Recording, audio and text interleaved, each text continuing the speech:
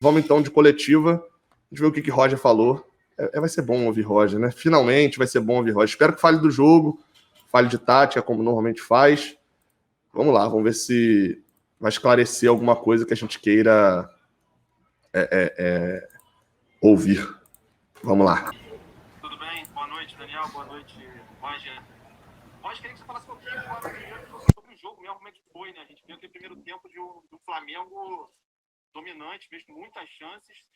E aí o Fluminense faz o que faz nesse segundo tempo. Como é que foi assim, o papo no vestiário? Quanto foi programado isso de segurar um pouco no primeiro tempo e jogar mesmo no segundo ou não? A pergunta, para quem não entendeu, porque ficou muito baixo o nível da pergunta, é se foi programado o Fluminense atuar mais forte no segundo tempo, se teve papo no vestiário, enfim. Vamos ouvir a resposta agora do Roger. Esse Fluminense de hoje. Então, boa noite, né? Nunca se faz uma programação para você dar o controle do jogo para o adversário e oportunizar o adversário mais volume, né? O que a gente por vezes faz é tentar buscar uma jogada de velocidade, as costas, mas no primeiro tempo que a gente, com meia de criação, a gente usou muito pouco o Casares, né, para controlar esse jogo, né, para que a gente articulasse. Devolvemos a bola com velocidade, muitas vezes, para o Flamengo e dentro da sua característica, né, peculiar, né, de já buscar sempre o controle do jogo, ficou mais com a bola, criou algumas oportunidades. Mas as oportunidades que criou foram algumas em transição, em contra-ataque, quando estava em bloco baixo, né, não pela superioridade de ter a bola mais. Né, uma jogada de escanteio também, de bola parada, não me recordo, que a bola foi no travessão. No segundo tempo, sobretudo quando a gente fez as alterações e daí para tentar explorar um pouco mais esse volume do Flamengo e apostar no arrasto dos jogadores de beirada e na profundidade do Luca por dentro. Acho que funcionou bem.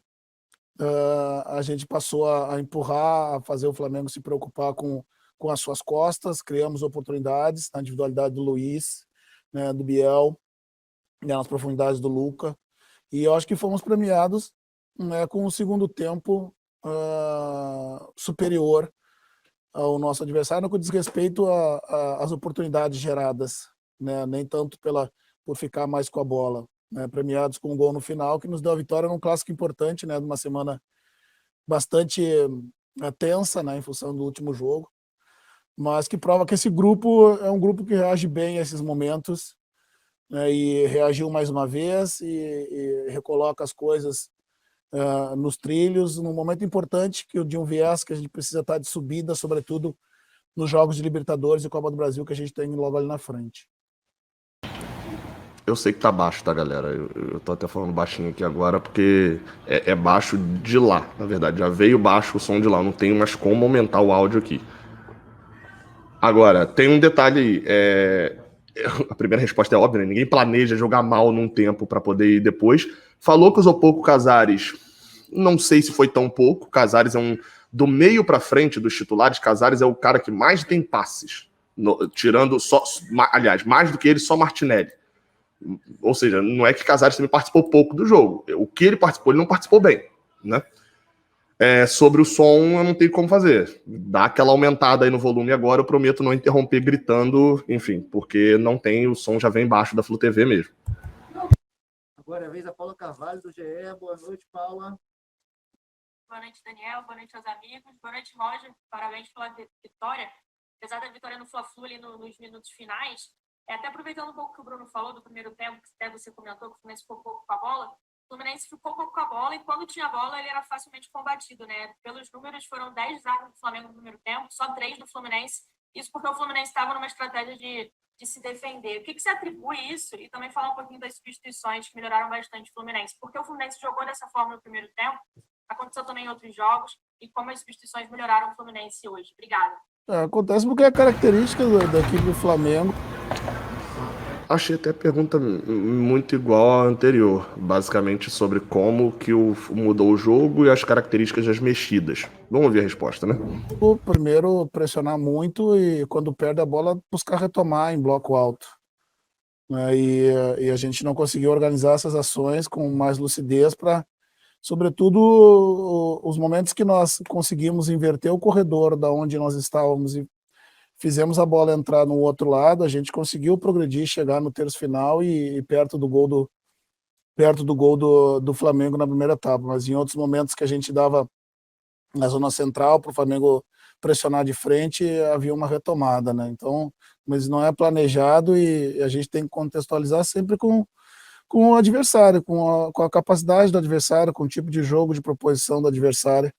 Eu gostaria de poder ter ficado mais com a bola, né, poder fazer o Flamengo sofrer um pouco através da posse, né, mas a característica do nosso time, né, pelos atletas que nós temos, não nos permite muitas vezes ter esse tipo de jogo. A gente tem que se adaptar ao que a característica dos nossos jogadores nos permite, né. Na segunda etapa, né, buscando, como eu disse, um pouco mais a velocidade, né, em função até do Flamengo tá buscando. Vou dar pause nisso daqui que ele falou, porque tem um ponto legal aí. Sobre a característica dos jogadores. Ele diz isso lá atrás, quando assume. Ele fala sobre utilizar os jogadores que ele tem na mão e utilizar o que ele tiver na mão, da característica dos jogadores, etc, etc, etc, etc. Ele tinha Casares e tinha Ganso. Não os utilizava tanto. E a gente achava que com eles poderia sim ter a bola, né? Ele diz que não fica muito com a bola, porque não tem jogadores para poder... Em português, claro, é isso. Meus jogadores não tem como ficar muito com a bola. A gente tem que jogar em transição de velocidade. Ele tem Casares, Casares não jogou bem. Talvez um teste com o Ganso antes de Nenê? Talvez, mas acho difícil também. A gente viu por que joga com transição e Nenê funciona muito melhor jogando em transição. Isso é um fato. Vamos continuar ouvindo a resposta dele. No seu gol, a gente teve espaço e conseguiu aproveitar as costas, né? Foram dois tempos distintos, mas não menos importantes. Como eu disse, fomos premiados com um gol no final, que nos deu essa vitória no clássico, que, como eu disse, recoloca nos trilhos o que saiu logo ali atrás. Agora é a vez de Vitor Lessa, da Rádio Globo. Boa noite, Vitor. Boa noite a todos, boa noite, Roger. Roger, eu queria te perguntar primeiro sobre uma dúvida que eu tenho, uma percepção, ela pode ser correta ou não, você pode me dizer, é que às vezes você talvez demore um pouco a mexer no time, porque tem receio de que a estrutura que está montada, que você vinha tendo mais consistência e você faz uma alteração e pode desencadear uma série de acontecimentos e aí o time pode se perder em meio a essas substituições com essas mudanças. E hoje, quem entrou, todos os jogadores que entraram participaram desse gol e decidiram o jogo. A verdade foi essa. Então, se isso te dá mais segurança para você também fazer as operações durante o jogo. E uma outra situação, até o Odair, durante um bom tempo, sofreu bastante no Fluminense, com muitas críticas, principalmente nas redes sociais. Você, querendo ou não, tem classificações garantidas aí para as oitavas de final da Libertadores da Copa do Brasil, vinha tendo o início brasileiro ok. Essas críticas, elas chegam até você, elas te abalam de alguma maneira, interferem no seu trabalho de alguma maneira. Como é que você absorve isso no dia a dia? Obrigado. Acho que eles aumentaram já o som, deu para ouvir, né? Perguntando sobre as críticas. Como elas interferem no trabalho. Quero ouvir essa resposta. Sobre a primeira pergunta, em relação à estrutura, não. Né? Eu me movimento com o que está acontecendo no jogo. Né? A intenção de muitas vezes você não trocar no intervalo, por exemplo, quando o placar está zerado para os dois lados, é você acreditar que com a conversa no intervalo, né, você vai votar diferente. Né? A partir do momento que você percebe que isso não está acontecendo, começa a se lançar a mão das substituições, né? Mas nunca pensando na estrutura. Né? A estrutura ela se altera, né? E ela pode ser alterada com a mexida de característica das posições, como aconteceu hoje. Né? Ao colocar o Luca na frente, que é um jogador de velocidade, você ficou com a mesma estrutura, mas mudou a característica. Né? A gente não pode ficar muito preso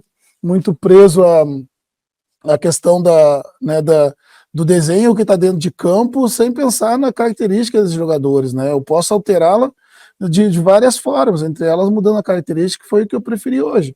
Não tem muita mágica no futebol, né? Por vezes se pede alternâncias. Como é que o treinador vai ter alternâncias de estrutura dentro de um cenário que você tem um jogo a cada 3 dias? Né? Hoje o treinador de futebol ele vai se basear naqueles que escala bem e troca bem, só isso. Porque não há tempo para mexer em estrutura. Né? Porque aí sim, né, daqui a pouco você corre o risco de desestabilizar, né, o mecanismo, né, que vinha dando certo. Agora, A outra questão, qual que era? Desculpa, acabei me alongando, esqueci. Antes só dele repetir então a pergunta, vale o comentário também, né? A gente fala sempre, Roger reclama sempre, não tem tempo, isso é fato. E para quem sugere 3-4-3, 3-5-2, etc., ou você vai se arriscar muito, como era o que Sampaoli fazia, de se arriscar muito, mudar tudo de um jogo para o outro, etc., ou você vai ter um treinador mais como o Roger, que vai mudando aos pouquinhos, e não vai mudar a estrutura toda. O que ele falou, é um problema o Fluminense jogar com um centroavante. Quando você tira Fred e bota Luca, e essa posição que o Luca jogou hoje é a posição de John Kennedy recuperado, é perfeita a leitura dele para usar John Kennedy ali, usou Luca hoje, o ideal, na verdade, para você poder ter uma forma de jogar diferente sem desmontar o time, né? Agora, é preciso, tendo tempo para treinar, ter outra estrutura também, né? Você não ficar refém só de uma estrutura de jogo. O que eu tô falando de estrutura? Formação, basicamente. Você ter um volante, 4 no meio, 2 pontas, um centroavante, mas aí você pode ter um ponta que, como era com Calegari, por exemplo, com Calegari e Casares, o Fluminense fechava muito. Com Samuel Xavier e Caio Paulista, o Fluminense vai muito ao fundo. Você tá mudando o jeito de jogar sem mudar a estrutura, sem mudar a formação, né? Vamos ver sobre as críticas. Então, tá. Não, assim, eu não tenho mídia social, eu não olho o que escrevem a respeito de mim e do time, é uma forma da gente se blindar, né? Mas evidentemente que a atmosfera e o ambiente pesado, ela fica perto de você, né? E tentar lidar com a melhor naturalidade possível, né? Mas eu entendo esse movimento da internet e penso que se cada um estiver dentro do seu desses agentes do futebol, que somos nós, os treinadores, os jogadores, que são vocês da imprensa, né, que são os torcedores de uma geral, o problema ele acontece quando cada um quer entrar no ambiente do outro, né? Quando eu quero pautar o que vocês vão me perguntar, ou acreditar que a pergunta é certa ou ruim ou boa e não desejar responder, né? Quando por vezes o torcedor quer fazer jornalismo através da rede social, ou fazer futebol tentando pautar quem eu devo tirar ou colocar, ou quando vocês também desse lado desejam fazer futebol, muitas vezes como se manifestando como torcedores, né? Esse respeito, né? Essa convivência, ela tem seus limítrofes, né? E como profissional eu entendo todos os lados, mas eu não me movo pelas críticas, né? Eu preciso ter a autonomia, né, para poder tomar minhas decisões, né? Eu respeito o torcedor quando ele dou o direito dele não gostar das substituições ou das escalações que eu faço ou da forma que o time joga, mas eu também não abro mão de poder ter essa autonomia de tomar as decisões, né? Senão não faz sentido, né? Se eu me mover a todo momento pelo que o torcedor me pauta, pelo que a imprensa especializada acredita que deva ser certo no meu trabalho, eu não vou fazer. Então eu prefiro ficar com as minhas convicções. Eu vou gostar muito de que quando as minhas convicções vão na direção de vocês e na direção do torcedor, né? Mas vou me pautar pelas minhas decisões. Então não vejo, e costumo não ver também quando eu sou elogiado, porque também seria injusto, né? Só na crítica positiva eu me senti valorizado, lisonjeado, e não querer aceitar crítica negativa. Então eu prefiro não ver em nenhum momento, é uma forma de defesa também, dentro desse universo que hoje lida muito com isso tudo. Vamos lá, peraí que essa resposta ficou inicialmente confusa. O ponto final que Roger fala, ok. O meio e o exemplo que ele usou para isso não faz sentido nenhum. Primeiro, vamos pela ordem, ok? Não me abandona no caminho aqui na análise. Essa resposta aí dele foi importante, que isso pode virar uma proporção gigante com um mau entendimento, um entendimento errado. Ele começa fazendo a comparação nada a ver para poder falar sobre reações da torcida, críticas da torcida na internet. E ele fala que assim como ele não direciona como o torcedor quer torcer, ou como o jornalista quer perguntar, ele também, aí entre aspas, o que ele fala, né? Não é isso, mas o que ele meio que fala os jornalistas ou os torcedores escalarem o time, não estaria certo. A comparação é péssima porque o torcedor é torcedor, ponto. E o jornalista é pago para analisar o time. Roger é pago para escalar o time. Então, o jornalista é pago para poder analisar Roger, ponto. O Roger não é pago para analisar ou para perguntar ao jornalista. Então, ponto. É isso, ó. E aí depois ele chega no ponto de explicação para essa frase. Esse início dele foi péssimo.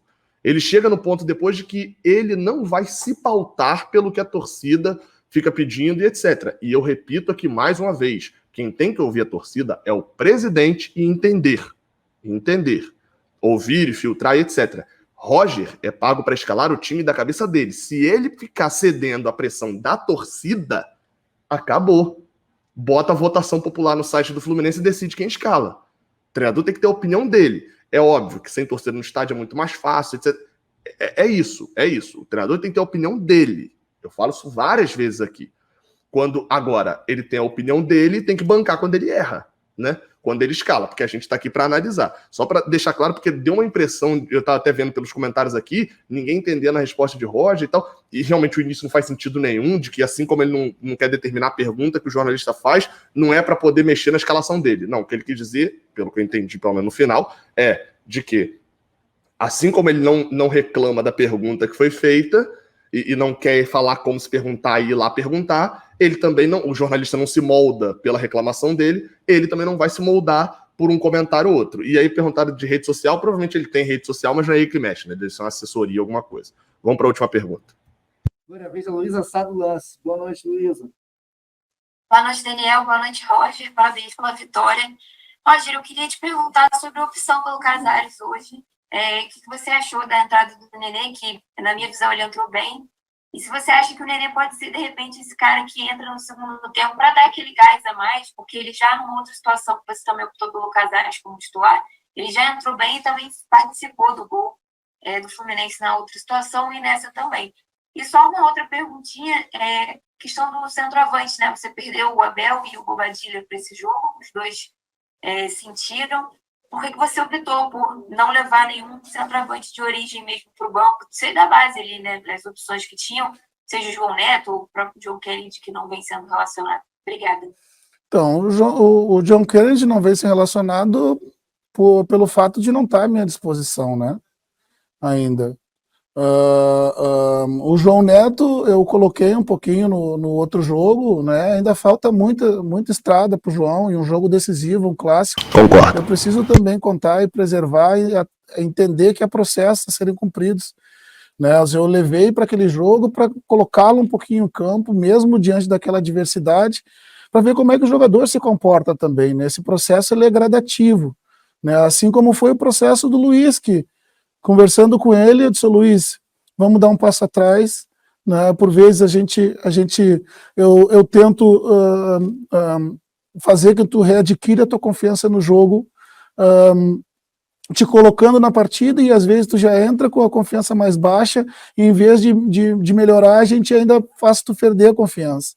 Então eu vou te tirar de uma relação para tu esvaziar a cabeça, não pensar num processo de jogo a cada 3 dias, né, voltar para o treinamento, ganhar a confiança no teu jogo novamente a partir do treino, né? E a gente viu hoje um Luiz diferente, já renovado, né, indo para cima dentro da sua característica. Isso faz parte das minhas atribuições, né? Com relação à escolha do Casares, foi porque acreditei que a gente precisava ter um pouco mais do jogo de posse, né, um meia mais articulador do que o Nenê. O Nenê é um jogador que também articula, mas joga mais em profundidade, né, para que a gente tentasse sair um pouco mais apoiado. O que não aconteceu no primeiro foi que, nos momentos que a gente chegava, que o Casares chegava perto da bola, a gente levava a bola para longe dele, né, não acionava devidamente para que ele pudesse articular. As poucas vezes que ele tocou na bola em articulação, os momentos que ele teve na bola, ele conseguiu dar prosseguimento no jogo, principalmente nas inversões de corredor. E o Nenê é sempre uma opção, né? Eu já falei a respeito dele, né?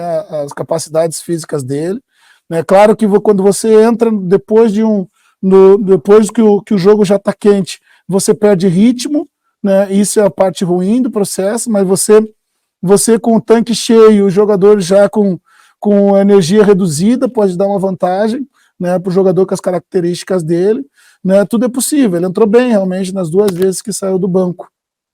Agora depende muito do que a gente espera para a partida, né? Hoje ele foi muito bem, de fato. Agora com Caio Blois do UOL. Não tem muito o que acrescentar nessa, não. Boa noite, Roger. Boa noite, Daniel. Boa noite, os amigos e os colegas de imprensa.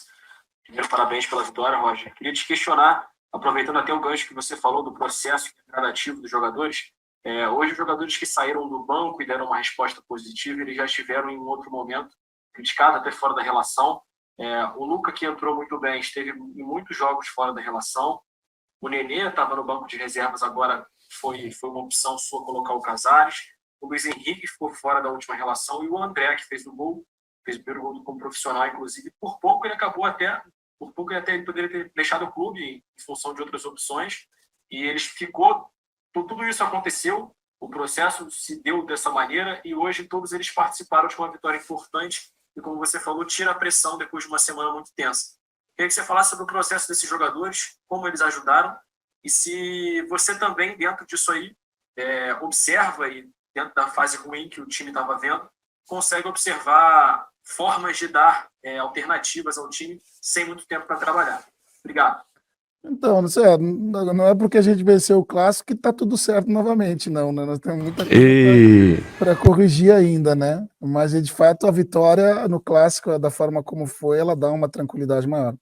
Mas eu entendo o processo dessa forma, né? Lá no começo do ano, quando ainda o Michel estava aqui, o Caio estava aqui, né? Eu chamei e disse que eu passaria Biel e Kaique na frente deles, porque eu precisava vê-los jogando, né, para ver se aguentariam esse processo e poderiam ser incorporados e ser um reforço de Xerém nesse momento.